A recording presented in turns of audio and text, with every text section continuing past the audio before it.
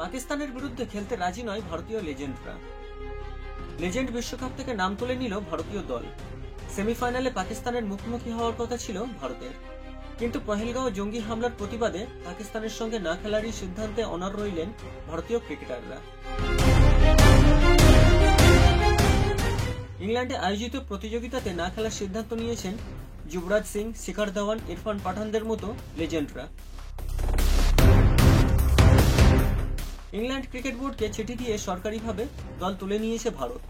প্রতিযোগিতার সেমিফাইনালে বৃহস্পতিবার পাকিস্তানের মুখোমুখি হওয়ার কথা ছিল ইন্ডিয়া চ্যাম্পিয়ন্স দলের। গ্রুপ পর্বের ম্যাচের মতোই সেমিফাইনাল না খেলার সিদ্ধান্ত নেন ভারতীয় দলের অধিকাংশ ক্রিকেটাররা। পহেলগাঁও জঙ্গি হামলার প্রতিবাদেই এই সিদ্ধান্ত তাদের।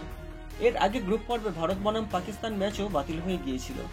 ভারতের অধিকাংশ ক্রিকেটাররা খেলতে রাজি না হওয়ায় ম্যাচ আয়োজন করা সম্ভব হয়নি। তবে এই প্রতিবাদে সামিল শুধু ভারতীয় লেজেন্ডরা নয়, এর সাথে সামিল হয়েছেন ভারতের একটি স্পন্সরকারী সংস্থাও। বৃহস্পতিবার সেমিফাইনালের বিরোধিতা করে ভারতের ওই স্পন্সরকারী সংস্থা নিজেদের সরিয়ে নেয়।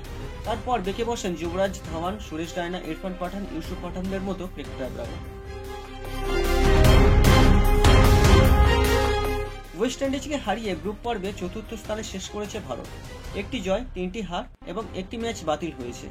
গ্রুপ পর্বে সবার উপর শেষ করেছে পাকিস্তান। তারা 4টি ম্যাচ জিতেছে, একটি ম্যাচ বাতিল হয়েছে।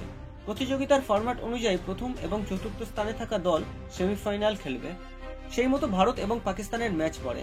বৃহস্পতিবার খেলা হওয়ার কথা ছিল এজবাস্টনে।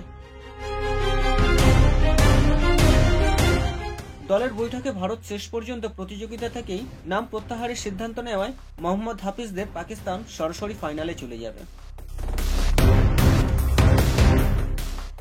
তাহলে বন্ধুরা, ভারতের এই সিদ্ধান্তে কতটা আপনারা সহমত কমেন্ট করে জানিয়ে দিতে পারেন আমাকে।